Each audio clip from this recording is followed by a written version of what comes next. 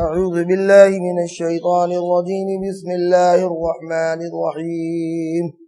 إن للمتقين مفازا حدائق وأعنابا وكواعب أترابا وكأسا دهاقا لا يسمعون فيها لغوا ولا كذابا جزاء من ربك عطاء حسابا رب السماوات والأرض وما بينهما الرحمن لا يملكون منه خطابا يوم يقوم الروح والملائكة صفا لا يتكلمون إلا من أذن له الرحمن وقال صوابا ذلك اليوم الحق فمن شاء اتخذ إلى ربه مآبا إنا أنذرناكم عذابا قريبا يوم ينظر المرء ما قدمت يداه ويقول الكافر يا ليتني كنت ترابا.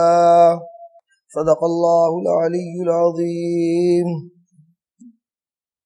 30واں پارہ ہے اور سورہ نبا کا یہ دوسرا رکوع اس وقت آپ حضرات کے سامنے تلاوت کیا گیا. ان آیات میں اللہ رب العزت نے اپنے پرہیزگار بندوں کی جزا اور ان کو ملنے والے انعامات کا تذکرہ فرمایا ہے.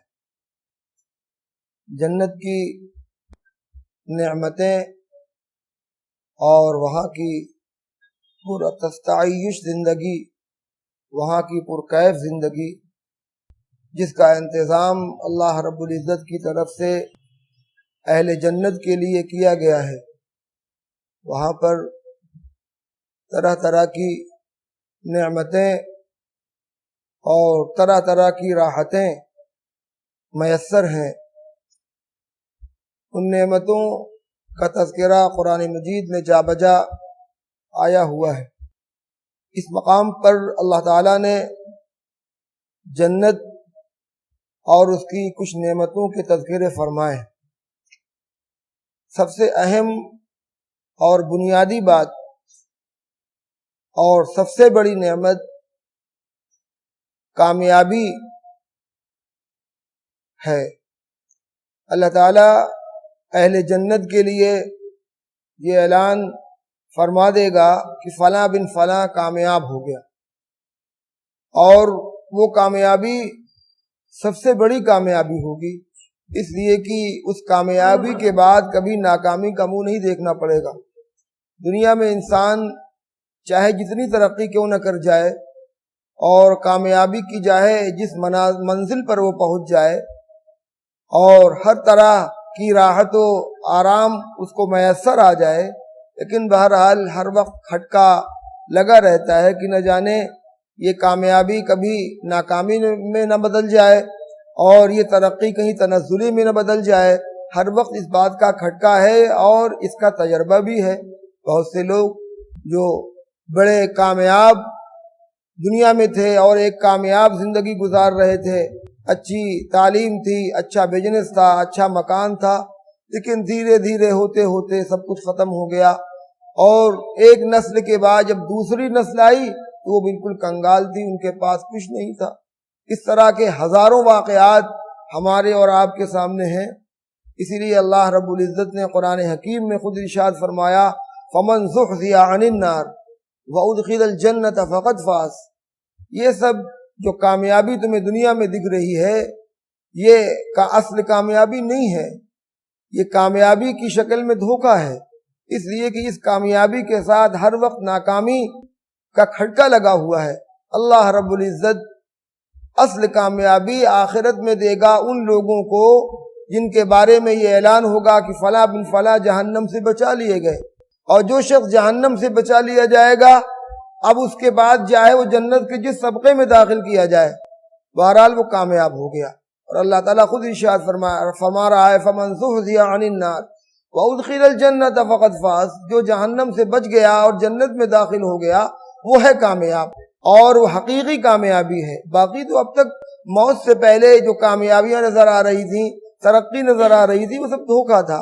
لیکن وہ کامیابی اصلی کامیابی ہے اس لیے کہ اس کامیابی کے بعد پھر کبھی آدمی فیل نہیں ہوگا، کبھی ناکام نہیں ہوگا، اور جنت جس کو مل گئی، جو آخرت میں کامیاب ہو گیا، اس کے ساتھ ساتھ اللہ کی رضا، اس کی خوشنودی بھی اس کو حاصل ہو جائے گی، اور جس کو آخرت میں اللہ کی رضا، اس کی خوشنودی حاصل ہو جائے گی، پھر خداوند قدوس کبھی اس سے ناراض نہیں ہوگا۔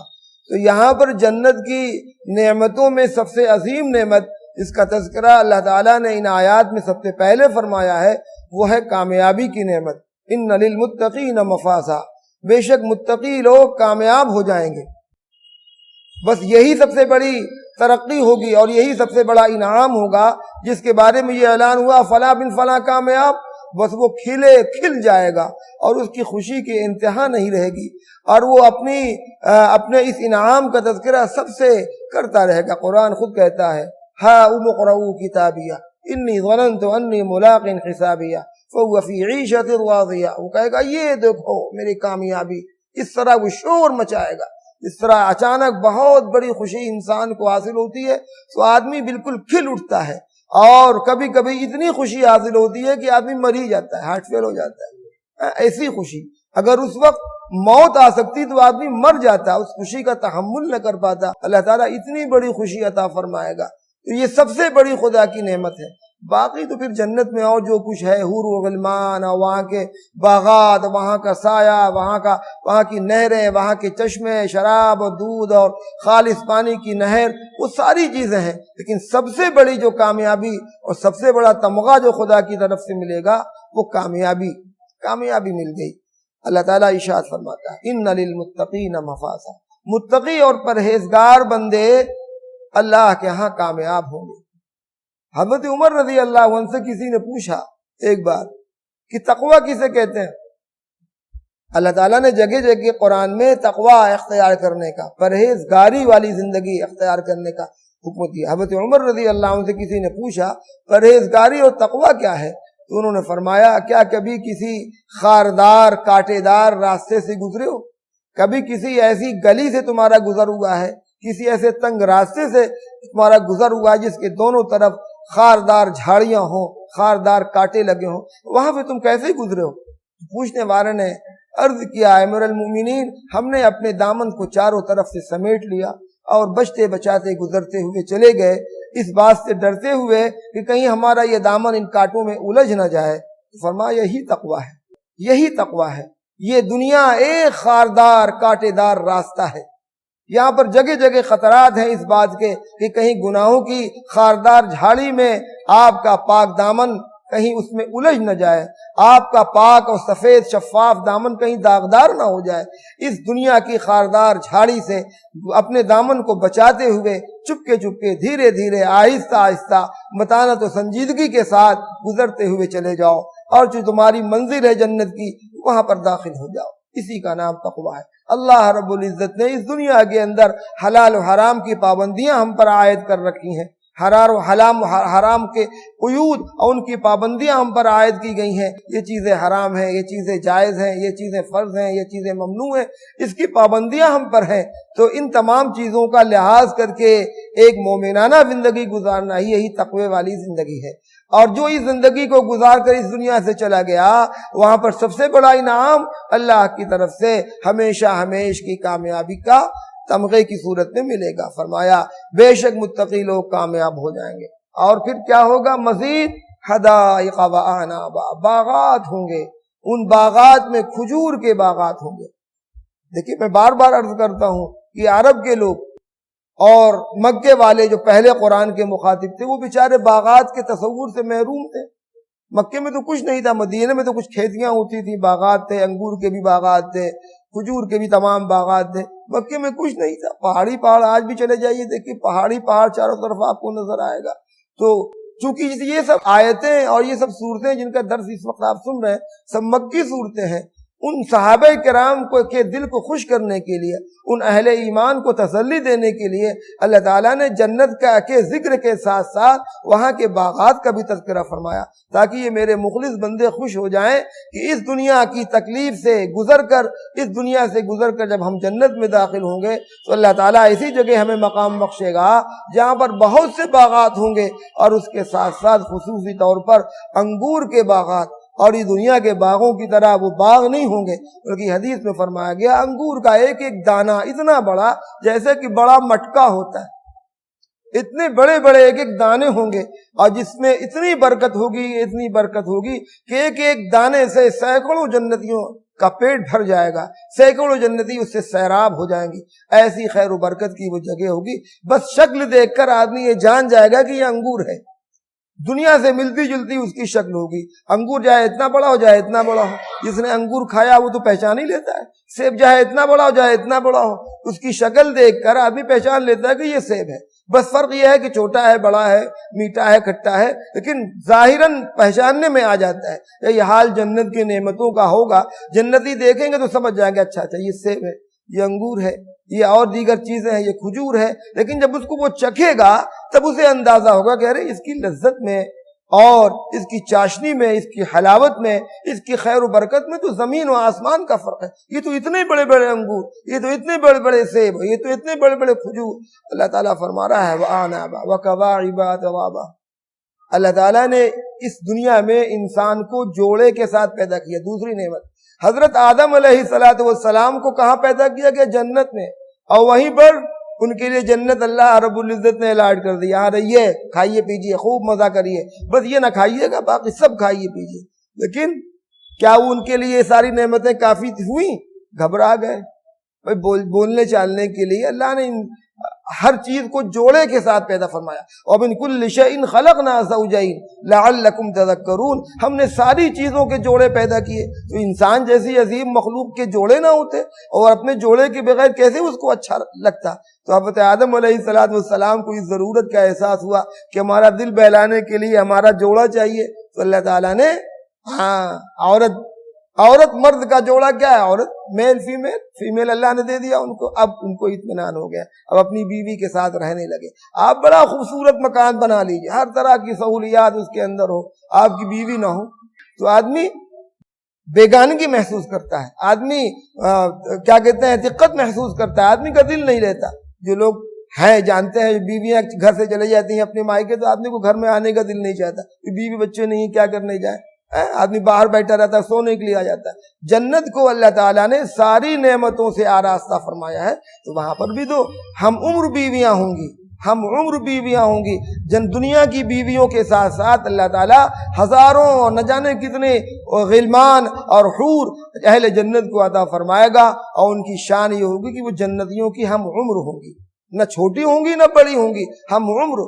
جو جس طرح ظاہر ہے جب آدمی ہم عمر ہوتا ہے تو مزاج کے اندر بھی یگانگت ہوتی ہے، اتحاد ہوتا ہے۔ اگر عمر کا فرق زیادہ ہے، عورت بڑی عمر کی ہے، مرد کی عمر کم ہے، یا عورت کی عمر کم ہے، مرد کی عمر زیادہ ہے، تو مزاج میں فرق ہو جاتا ہے، اور جب دونوں ہم عمر ہوتے ہیں تو مزاج میں اتحاد و اتفاق ہوتا ہے۔ تو اللہ تعالیٰ فرما رہا ہے ہم اپنے ان نیک بندوں کو، اہل تقویٰ کو، پرہیزگار بندوں کو دنیا جنت کی تمام نعمتوں کے ساتھ ساتھ ان کو وَكَوَاعِبَ أَتْرَابًا، دوشیزہ کنواری اور ہم عمر عورتیں عطا فرمائیں گے، وَكَأْسًا دِهَاقًا، چھلکتے ہوئے شراب کے جام۔ وہ شراب نہیں جو دنیا میں ممنوع ہے اور حرام ہے، نجس ہے، بلکہ شراب طہور، پاکیزہ شراب اللہ تعالیٰ عطا فرمائے گا، جس کو پینے کے بعد دماغ میں کوئی فطور نہیں آئے گا، جس میں نشہ نہیں ہوگا، بلکہ اس کے اندر ایک عجیب اس کے اندر مستی کی کیفیت ہوگی۔ جنتی پیتا چلا جائے گا اور اس کی لذت سے بالکل لطف اندوز ہوتا رہے گا۔ لا يسمعون فيها لغوا ولا كذابا، دنیا کی ناپاک شراب پینے کے بعد آدمی اپنا ہوش و حواس کھو دیتا ہے، اول فول بکتا ہے، گالیاں بکتا ہے، مارتا اور پیٹتا ہے۔ اللہ تعالیٰ فرما رہا ہے جنت کی یہ نعمتیں ایسی نہیں ہوں گی کہ ان کو استعمال کرنے کے بعد آدمی کا دماغ ہی خراب ہو جائے۔ وہاں تو لغو اور جھوٹی باتوں کا تصور ہی نہیں ہوگا، وہاں تو ان سب باتوں سے کوئی مطلب ہی نہیں ہوگا۔ جزاء من ربک عطاء حسابا، فرمایا یہ تمہارے رب کی طرف سے جزا ہوگی اور تمہارے رب کی طرف سے بخشش ہوگی، حساباً بالکل کافی۔ 3 لفظ اللہ نے استعمال فرمائے جنتیوں کی نعمتوں کے تذکرے کے بعد، 3 لفظ اللہ نے فرمایا، جزاء من ربک عطاء حسابا۔ جزا کے معنی بدلہ، عطا کے معنی بخشش، حساب کے معنی مفسرین نے یہ بیان فرمایا کہ وہ چیز اتنا سامان دے دیا جائے کہ انسان کے لیے بالکل کافی ہو جائے، بالکل کافی ہو جائے۔ تو جزا کسے کہتے ہیں؟ جو کسی چیز کے بدلے میں آپ نے کوئی کام کیا، آپ نے مہینے بھر محنت کی، اس کے بدلے میں آپ کو تنخواہ ملی، آپ نے کوئی محنت کی، اس کے بدلے میں آپ کو اس کا عوض دے دیا گیا، آپ کو اس کا بدلہ مل گیا۔ تو جزا کے معنی بدلہ، اور عطا کے معنی آپ نے کوئی مزدور رکھا، دن بھر اس نے آپ کے ہاں مزدوری کی، آپ نے اس کی مزدوری دی، 20 روپے اور پکڑا دی، لو چائے پی لینا۔ تو وہ تو 300 روپے 40 روپے اس کی مزدوری، وہ تو اس کا حقدار تھا، باقی 10-20-50 جو آپ نے اور پکڑا دی، وہ عطا ہے، وہ بخشش ہے، اس کو عطا اور بخشش کہتے ہیں۔ اور اللہ رب العزت کی طرف سے اہل جنت کو ان کے اعمال کا بدلہ بھی دیا جائے گا، اور اس کے ساتھ ساتھ مزید بخشش بھی ہوگی، مزید بخشش بھی ہوگی۔ ایک مطلب آیت کا یہ ہوا، اور دوسرا مطلب یہ ہوا کہ بظاہر ایسا محسوس ہو رہا ہوگا کہ جنتی اپنے اعمال کے بدلے میں جنت میں جا رہے ہوں گے، لیکن حقیقت میں انسان کے اعمال اس قابل نہیں ہوں گے کہ وہ جنت کا عوض بن جائیں۔ جنت تو اللہ رب العزت کے فضل سے ہی ملے گی۔ حضور اقدس صلی اللہ علیہ وسلم نے ایک موقع پر ارشاد فرمایا کہ کوئی شخص اپنے عمل کی وجہ سے جنت میں نہ جا سکے گا، اللہ کے فضل سے داخل ہوگا۔ تو صحابہ نے عرض کیا یا رسول اللہ کیا آپ بھی؟ فرمایا ہاں میں بھی خدا کے فضل سے ہی جنت میں جاؤں گا۔ اور یہ جو ہم لوگ کر رہے ہیں یہ تو بندگی کا تقاضا ہے، یہ آپ یہ نہیں کہہ سکتے کہ جب خدا کے فضل سے ہی جنت ملے گی تو یہ سب کرنے کی کیا ضرورت ہے، نماز روزہ یہ سارے اعمال کیوں کیے جائیں؟ یہ تو بندگی کا تقاضا ہے، اس نے ہم کو پیدا کیا ہے، اس ذات نے تمام نعمتیں ہمیں عطا فرمائی ہیں، ہم اس کے بندے ہیں، اس کے غلام ہیں، وہ ہمارا آقا ہے، ہمارا رب ہے، ہمارا خالق ہے، اس کے ہم بندگی کا تقاضا یہ ہے کہ ہم اس کی غلامی میں لگے رہیں، جو اس نے احکامات دیے ہیں اس کو ہم پورا کرتے رہیں، یہ تو بندگی کا تقاضا ہے۔ اور پھر اللہ رب العزت نے اس دنیا میں ہم سب کو اتنی نعمتیں عطا فرمائی ہیں کہ خدا کی وہ نعمتیں ہمارے اعمال سے بہت زیادہ ہیں، بہت زیادہ۔ مثلا اللہ نے اور کچھ نہیں، آپ صرف سانس جو ہم لے رہے ہیں، سانس ہماری جو اندر اور باہر آ رہی ہے، یہ خدا کی مستقل ایک نعمت ہے۔ سانس اندر نہ جائے تب بھی موت، باہر نہ جائے، باہر نہ نکل کر آئے تب بھی موت۔ اب آدمی دن بھر میں کتنی بار وہ سانس اندر کر رہا ہے، باہر کر رہا ہے، مستقل، کسی نے اس کا شمار نہ کیا ہوگا کہ 24 گھنٹے میں ہم کتنی بار سانس لے رہے ہیں اور باہر نکال رہے ہیں۔ مستقل ایک نعمت خدا کی ہم کو مل رہی ہے، جس کے نہ ملنے سے ہماری موت ہی واقع ہو جائے، جس کے نہ ملنے سے ہماری موت ہی واقع ہو جائے تو یہ اللہ کی کتنی بڑی نعمت، اس کے علاوہ نہ جانے خدا کی کتنی بڑی نعمت۔ ہارون رشید کے دربار میں ایک بزرگ آیا کرتے تھے، بہلول دانا رحمت اللہ علیہ، مجذوب بزرگ تھے۔ ایک دن بیٹھے ہوئے تھے مجلس میں، ہارون رشید ان کی بڑی عزت کرتے تھے، مجذوب ٹائپ کے آدمی تھے تو بڑی عزت ان کی کرتے تھے۔ ایک دن وہ بیٹھے ہوئے تھے، ہارون رشید نے پانی منگایا پینے کے لیے، گلاس جیسے پکڑا انہوں نے کہا رک جائیے، ابھی پانی پیجیے گا لیکن میری ایک بات کا جواب دے دیجئے۔ تو کہا کہ ہاں بتائیے کیا کہہ رہے ہیں؟ کہا کہ جو پانی آپ پینے جا رہے ہیں اگر یہ پانی آپ کو میسر نہ آئے تو؟ کہا کہ مر جائیں گے، پانی کے بغیر ہم مر جائیں گے، ہماری زندگی نہیں رہے گی۔ کہا کہ اگر یہ پانی جسم سے خارج نہ ہو تب، پیشاب نہ ہو، پیشاب رک جائے تب؟ کہا کہ تب بھی مر جائیں گے۔ کہا کہ آپ نے غور کیا، یہ پانی اندر نہ جائے تب بھی موت، باہر نہ خارج ہو تب بھی موت، تو ہم کس طرح اللہ کی نعمتوں کو استعمال کر رہے ہیں؟ تو ہمارے جو اعمال ہیں وہ خدا کی نعمتوں کے مقابلے میں بہت کم ہیں، بہت کم ہے۔ اسی لیے اللہ تعالیٰ خود ارشاد فرماتا ہے وَإِن تَعُدُّوا نِعْمَتَ اللَّهِ لَا تُحْصُوهَا، اللہ کی نعمتوں کو تم شمار نہیں کر سکتے، بس عاجز ہو کر اس کے سامنے سر نیاز جھکا دو کہ اے اللہ بس ہم مجبور ہیں، آپ نے بڑی نعمتیں ہم کو عطا فرمائی ہیں، بس اللہ میاں خوش ہو جائے گا۔ نعمتوں کا شکر ہم سے کہاں ادا ہو سکتا ہے؟ اسی وجہ سے حضور اقدس صلی اللہ علیہ وسلم نے ارشاد فرمایا جنت تو خدا کے فضل سے ملے گی، باقی خدا کے جو احکامات ہیں ان کو پورا کرنا یہ بندگی کا تقاضا ہے۔ فرمایا جزاء من ربک، یہ بدلہ بظاہر یہ بدلہ ہوگا لیکن یہ در حقیقت تمہارے رب کی طرف سے عطا اور بخشش ہوگی۔ اور تیسرا لفظ ارشاد فرمایا حساباً، ایسا بدلہ اور ایسی بخشش خدا کی طرف سے ہوگی کہ وہ بالکل کافی اور وافی ہوگی۔ ایک شخص آپ کے دروازے پر آئے، اپنی ضروریات لے کر آئے، وہ اپنی ضرورت سمجھ رہا ہے، آپ سے اس نے آپ سے تقاضا کیا کہ میں ضرورت مند ہوں، میری مدد فرما دیجیے، آپ نے اس کو اتنا دے دیا کہ اس کی ضرورت سے بہت زیادہ ہے، جو وہ اپنی ضروریات اپنے دماغ میں لیے ہوئے ہیں اس کی ضرورت سے بہت زیادہ ہے، اس نے اس عطا اور بخشش کو دیکھ کر وہ بول اٹھا، کہہ اٹھا، ارے یہ تو میرے لیے بہت کافی ہے۔ اب اس کے ذہن میں اس کی اپنی جو ضروریات تھی ان ضروریات سے بہت زیادہ آپ نے اس کو دے دیا، جس کو اس نے اپنے لیے بہت زائد سمجھا۔ اللہ رب العزت ایسے ہی عطا فرمائے گا کہ بندہ خدا کی نعمتوں کو دیکھ کر بول اٹھے گا، بہت کافی، بہت بالکل کافی اور وافی، اور بہت مقدار میں نعمت کافی بھی ہے، وافی بھی ہے، پوری بھی ہے، اور کثیر مقدار میں۔ ایک مطلب حسابن کا یہ ہوا، اور ایک حسابن کا مطلب ہے مقابل، وزن اور مقابل، یعنی اللہ رب العزت اہل جنت کو بدلہ ان کے عمل کے حساب سے دے گا۔ حدیث میں فرمایا گیا نا، انسان کو اس کی نیکیوں کا بدلہ اس کے اخلاص کے بقدر ملے گا۔ حدیث مشہور ہے کہ حضور اقدس صلی اللہ علیہ وسلم نے ارشاد فرمایا، میرے صحابہ نے خدا کی راہ میں ایک سیر اگر جو صدقہ کیا ہے تو بعد میں آنے والے لوگ اگر احد پہاڑ کے برابر سونا بھی خرچ کر دیں تو ان کے ثواب کو نہیں پا سکتے۔ کیوں؟ یہ فرق کیوں اتنا بڑا ہو گیا؟ اخلاص کی وجہ سے۔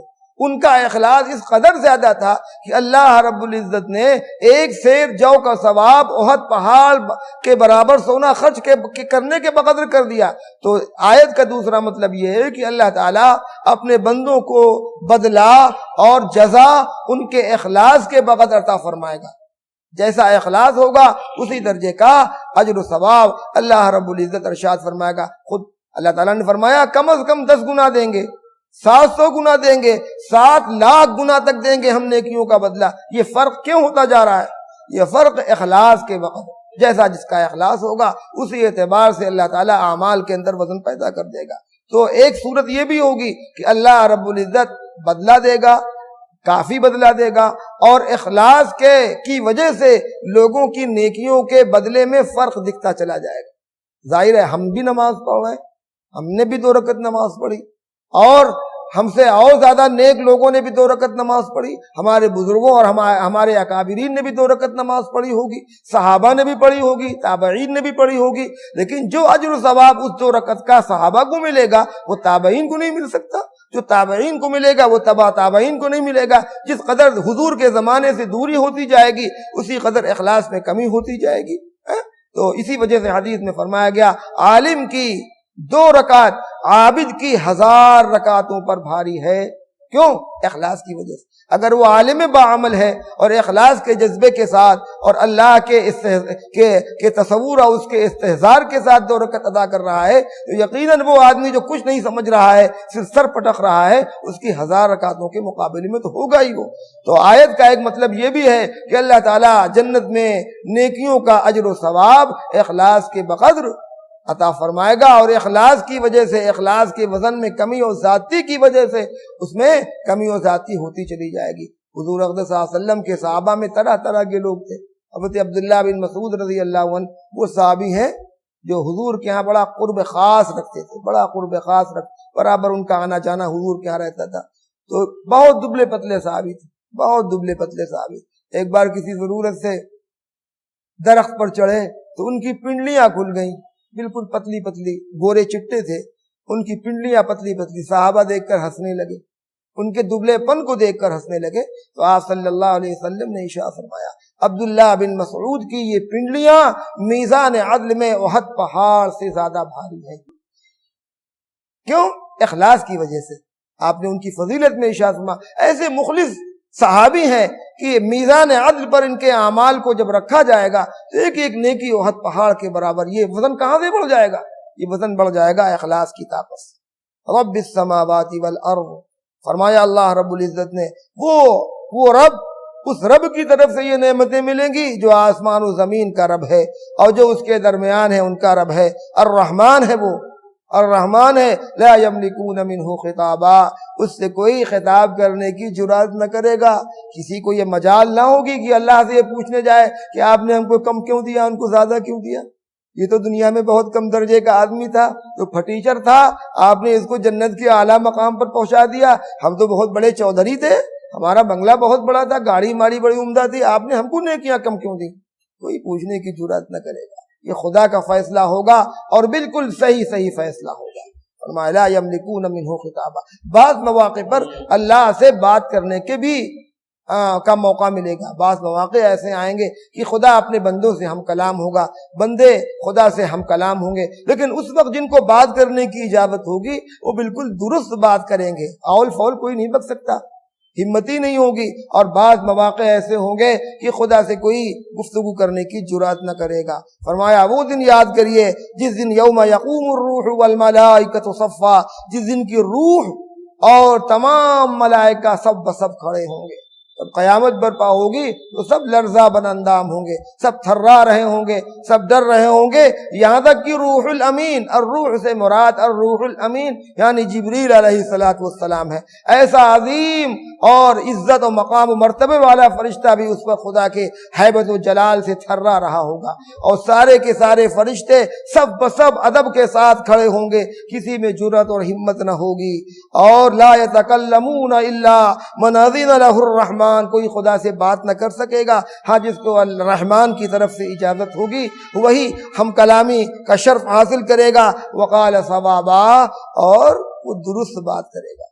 شروع میں تو حالات ایسے ہوں گے کہ سب تھرا رہے ہوں گے، بعد میں اللہ تعالیٰ کی رحمت متوجہ ہوگی اپنے بندوں کی طرف، تو خدا اپنے بندوں کو، بہت سے بندوں کو اختیار دے گا کہ بھئی آپ لوگ اپنے اپنے حساب سے سفارش کر لیجئے۔ اللہ کی رحمت جوش میں ہوگی، بندوں کو وہ جہنم سے نکال رہے ہوں گے، اور اللہ کے نیک پارسا بندوں کو سفارش کی اجازت ہو جائے گی۔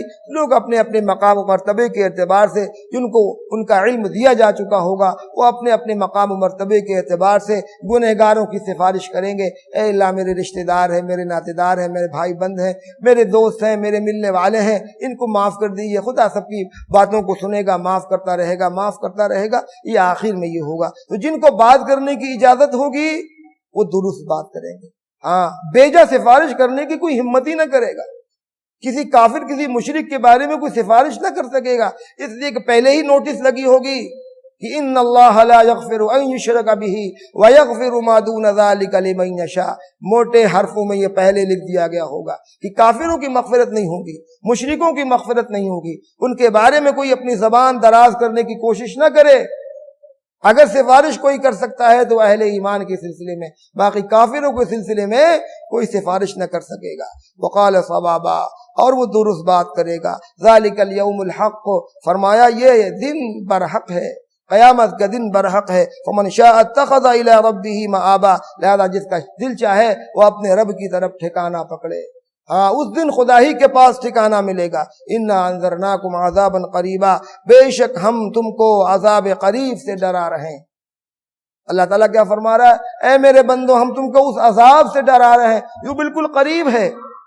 قیامت تو قریب ہے، اور میں نے یہ بات بتلائی تھی آپ کو کہ قیامت بھی دو طرح کی ہے، ایک انفرادی قیامت، ایک اجتماعی قیامت۔ ہر شخص کی موت اس کے لیے قیامت ہی تو ہے، اور موت تو قریب ہے، پتہ نہیں کب کون مر جائے، کس کا بلاوا آ جائے۔ تو اللہ تعالیٰ فرما رہا ہے کہ تمہاری قیامت بالکل قریب ہے، جیسے مرو گے تم پر تمہاری قیامت آ جائے گی۔ اور ایک اجتماعی قیامت ہوگی جس دن اللہ تعالیٰ ایک بار سب کو مار دے گا، پھر زندہ کرے گا۔ انا انذرناکم عذابا قریبا، ہم تم کو اس عذاب سے ڈرا رہے ہیں جو بالکل قریب ہے، جس دن کی انسان اپنے اعمال کو اپنے آنکھوں سے دیکھ لے گا۔ یوم ینظر المرء ما قدمت یداہ، جس دن کی انسان اپنے ان اعمال کو اس نے کر کے دنیا سے بھیجا ہے، وہ اپنی آنکھوں کے سامنے، اپنی نمازوں کا حال، اپنے روزوں کا حال، اپنے صدقات و خیرات کا حال سب نگاہوں کے سامنے ہوگا۔ اس وقت قلعی کھل چکی ہوگی اور آدمی جان رہا ہوگا کہ اس نماز میں کتنی جان ہے، اس صدقے میں کوئی جان نہیں، تو بالکل بے جان صدقہ ہے، اس میں تو ریا شامل ہو گئی تھی، اس میں تو دکھاوا شامل ہو گیا تھا۔ میزان عدل پر جب وہ صدقے رکھے جائیں گے تو مچھر کے پر کے برابر بھی اس کا وزن نہ ہوگا، مچھر کے پر کے برابر بھی اس کا وزن نہ ہوگا۔ حدیث میں فرمایا گیا، واقعہ موجود ہے کہ ایک شخص لایا جائے گا جس کے پاس کوئی نیکی نہ ہوگی، اور اس کے جہنم میں جانے کا وقت آ گیا ہوگا۔ اللہ تعالیٰ پوچھے گا فرشتوں سے، اور کچھ ہے لے آؤ، تو فرشتے عرض کریں گے ہاں اللہ پاک ایک عمل اس کا اور ہے، تو ایک پرزہ لا کر میزان عدل میں رکھا جائے گا جس میں لکھا ہوگا لا الہ الا اللہ محمد الرسول اللہ صلی اللہ علیہ وسلم۔ وہ دیکھ رہا ہوگا، سوچے گا ارے سب تو ختم ہو گیا، جو کچھ کیا تھا سب میں کھوٹ نکلی، ایک سکہ بھی ایسا نہیں نکلا جو اصلی ہوتا، سب کھوٹے سکے نکل گئے۔ ہم تو جس کو اصلی سمجھ رہے تھے وہ کھوٹے سکے تھے، سب میں ریا، نمود، دکھاوا، شہرت، ساری چیزیں شامل تھی، کچھ بچا نہیں ہے۔ ایک کلمہ لایا جائے گا جو اخلاص کے ساتھ اس نے کبھی کہا ہوگا، اس کو جیسا ہی رکھا جائے گا میزان عدل کا پلڑا جھک جائے گا۔ وہ عرض کرے گا اے رب العزت یہ کیا ہو گیا، یہ ایک دم سے کیسے اس کے اندر وزن پیدا ہو گیا؟ اس سے بتایا جائے گا اس میں اخلاص کی طاقت ہے، اس میں اخلاص کی قوت ہے، تم نے اللہ کے لیے اس کلمے کو پڑھا تھا، لہذا وہ طاقت آج دکھ رہی ہے، باقی تم نے اور جو کچھ کیا اس کے اندر اخلاص کی طاقت نہیں تھی، اس لیے ہمارے ہاں بے وزن۔ اللہ تعالیٰ فرما رہا اس دن انسان اپنے اعمال کو دیکھ لے گا اور وَيَقُولُ الْكَافِرُ يَا لَيْتَنِي كُنتُ تُرَابًا، اور کافر بول اٹھے گا اے کاش کہ ہم بھی مٹی ہو گئے ہوتے۔ اعمال کے دیکھنے کا دو مطلب، ایک مطلب تو یہ کہ اعمال نامہ ہی تھما دیا جائے گا اور اعمال نامہ تھمایا جائے گا، اور تھمایا بھی عجب انداز سے۔ حدیث میں فرمایا گیا سارے اعمال نامے اڑا دیے جائیں گے اور نیک لوگ آگے سے داہنے ہاتھ میں اس کو لے لیں گے اور بد لوگ پیچھے کی طرف سے بائیں ہاتھ میں۔ کسی میں یہ مجال نہ ہوگی، وہاں چالاکی تھوڑی چلے گی کہ جیسے دنیا میں ہم چالاکی کرتے ہیں، لپک کے دو چار حصہ لے لیتے ہیں، بہت سے لوگ محروم ہو جاتے ہیں، کچھ لوگوں کو بہت مل جاتا ہے۔ وہاں چالاکیاں نہیں چلے گی، وہاں تو پورا غیبی نظام ہوگا، جس کو اپنی زبان میں آٹومیٹک نظام ہوگا۔ جیسے آدمی دیکھ رہا ہے اس وقت، وہاں پر اعمال نامے اڑیں گے تو سب ہیبت زدہ اور ڈر رہے ہوں گے کہ دیکھو اب کیا ہوتا ہے، کہ داہنے ہاتھ میں آتا ہے کہ بائیں ہاتھ میں آتا ہے۔ حدیث میں فرمایا گیا کہ نیک لوگوں کے نامہ اعمال دائنے ہاتھ میں اور بائیں لوگوں کے نامہ اعمال وہ پیچھے کی جانب سے ملیں گے، اور وہ فرشتے جن کو یہ خدمت سپرد ہوگی وہ ان گنہگاروں کا منہ نہ دیکھیں گے بلکہ پیچھے ہی سے دھسا دیں گے اور وہ اعمال نامہ باہر کو آ جائے گا بائیں ہاتھ میں۔ تو اس طرح نامہ اعمال دے دیے جائیں گے۔ اور دوسری صورت یہ ہوگی کہ آدمی اپنے ہر عمل کی ایک شکل دیکھے گا، اپنے ہر عمل کی ایک شکل۔ یہاں تو نہ نماز کی شکل دکھ رہی، نہ روزے کی، نہ خیرات و صدقات کی، کسی چیز کی نہیں۔ کچھ چیزوں کے بارے میں اللہ تعالیٰ نے فرمایا کہ اس کی، جیسے قرآن کے بارے میں صراحت حدیث میں موجود ہے کہ قرآن جو پڑھنے کا عادی ہوگا، جس کا تعلق قرآن حکیم سے ہوگا، قرآن تو اللہ کا کلام ہے اور اس کی سفارش کبھی رد نہ ہوگی۔ جو آدمی قرآن سے اپنا تعلق مضبوط رکھے گا، اور مضبوط رکھنے کا مطلب یہ کہ صرف پڑھنا ہی نہیں بلکہ اس کے احکامات کو سمجھنے کی کوشش کرے گا اور عمل کرے گا، تو جیسے ہی وہ اپنی قبر میں جائے گا ایک خوبصورت حسین و جمیل نوجوان اس کے سرہانے آ کھڑا ہوگا، تو وہ قبر والا پوچھے گا بھائی ارے آپ کون؟ اس تنہائی کی اور اس بیگانگی کی زندگی میں اور یہ اکیلے پن کی زندگی میں آپ کون ہیں؟ دیکھ کر خوش ہو جائے گا۔ اب تو کہے گا پہچانا نہیں آپ نے ہم کو، ہم قرآن ہیں، آپ سے ہمارا تعلق دنیا میں اتنا مضبوط تھا، آپ روز ہماری تلاوت کرتے تھے، تو وہ اس کو اطمینان ہو جائے گا۔ جب قرآن کا لفظ سنے گا تو اس کو اطمینان ہو جائے گا، اور جب منکر نکیر آئیں گے اس سے حساب و کتاب کے لیے تو وہ قرآن بیچ میں کھڑا ہو جائے گا، دور سے بات کرو، قریب جانے کی اجازت نہیں ہے، وی آئی پی لوگ ہیں یہ، ہم سے ملنے جلنے والے لوگ ہیں، ان سے ہمارا تعلق تھا، جو کچھ پوچھنا ہے دور سے پوچھو، قریب نہیں آ سکتے۔ تو فرشتے بھی حیبت زدہ ہو جائیں گے کہ کلام الہی جب درمیان میں کھڑا ہو گیا ہے اور اللہ قرآن والے لوگ یہاں پر قبر میں موجود ہیں، تو ان سے کون بات کر سکتا؟ رسم ادا ہو جائے گی مر ربو کا وما دینوں کا کی، تو جان ہی رہے ہوں گے کہ یہ تو وہ شخص ہے جس کی سفارش میں قرآن کھڑا ہوا ہے، تو یہ تو سوالوں کا جواب دے ہی لے گا۔ پوچھ کر چلے جائیں گے اور اس کے ساتھ اعزاز و اکرام کا معاملہ ہوگا، اور وہ قرآن اس سے کہے گا گھبراؤ نہیں، ہم جب تک تم کو جنت میں نہ داخل کروا دیں گے اس وقت تک تم سے جدا نہیں ہو سکتے۔ تو یہ شکلیں دیکھیں گی۔ اسی طرح جب آدمی قیامت میں اللہ کے دربار میں پہنچے گا تو صدقات و خیرات کی شکلیں دکھیں گی، نماز کی شکلیں دکھیں گی۔ تو آیت کا ایک مطلب یہ بھی ہے کہ انسان اپنے اعمال کو شکلوں میں دیکھ لے گا، صورتوں میں دیکھ لے گا، اور آگے حدیث میں فرمایا گیا کہ اس دن تو سب کا حساب و کتاب ہوگا، صرف انسان و جنات ہی کا تھوڑی، انسان و جنات تو ایک مکلف مخلوق ہیں جن کے حساب و کتاب کے بعد جنت و دوزخ کے فیصلے ہوں گے، لیکن اور دیگر جو مخلوقات ہیں اللہ تعالیٰ ان کو بھی زندہ کرے گا۔ یہاں تک کہ حدیث میں فرمایا گیا کہ ایک بے سینگ والی بکری کو اگر کسی سینگ والی بکری نے مارا ہوگا تو اللہ تعالیٰ ان کو بھی زندہ کرے گا اور عدل و انصاف قائم فرمائے گا، بدلہ دلوائے گا۔ خدا کے ہاں خدا کی اس عدالت میں ہر ایک مظلوم کو بدلہ دلوایا جائے گا، اور اس کے بعد انسان و جنات کے سوا ساری مخلوقات سے، سارے چرند و پرند سے، سارے جانوروں سے اللہ فرمائے گا کنت ترابا، کنت ترابا، مٹی ہو جاؤ، وہ سب مٹی ہو جائے، وہ سب ایک دم سے مٹی ہو جائیں گے، ختم ان کا معاملہ، ان کا معاملہ آگے نہیں بڑھے گا، نہ ان کے لیے حساب و کتاب ہوگا، نہ ان کے لیے اور چیزیں ہوں گی۔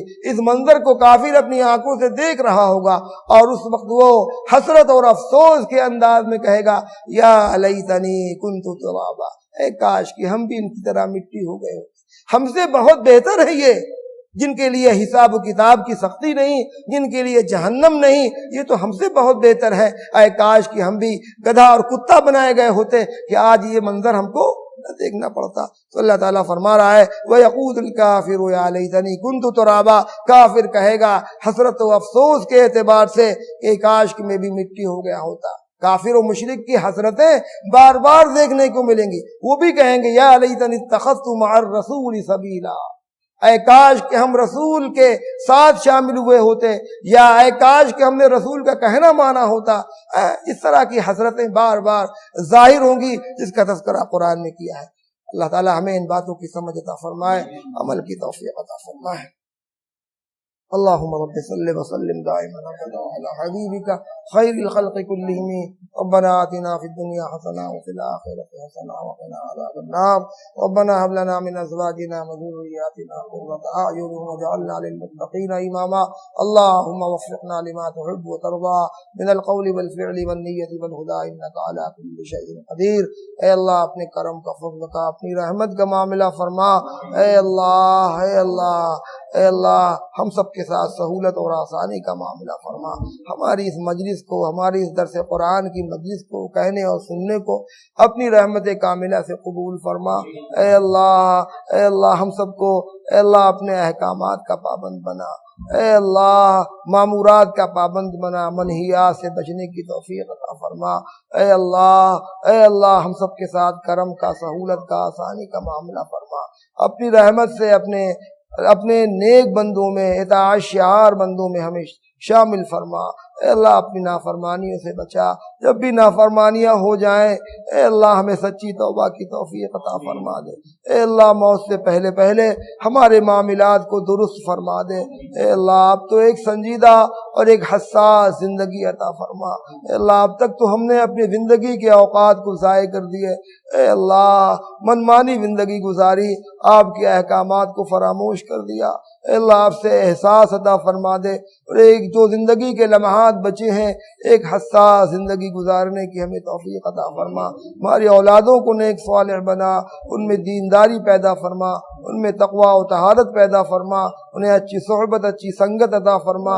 اے اللہ جن کی اولادیں بے روزگار ہیں انہیں رزق حلال عطا فرما، جن کے گھر میں بے نکاحی بہن بیٹیاں ہیں ان کے لیے مناسب اور اچھے رشتوں کا غیب سے انتظام فرما، جو مقروض ہیں ان کی قرض کی ادائیگی کی غیب سے صورتیں پیدا فرما، بیماروں کو شفائے کاملہ نصیب فرما، مرحومین امت کی مغفرت فرما، خصوصاً ہم سب کے اعزاء اقربا کی، ہمارے والدین کی مغفرت فرما، ہماری دعاؤں کو اپنی رحمت سے قبول فرما۔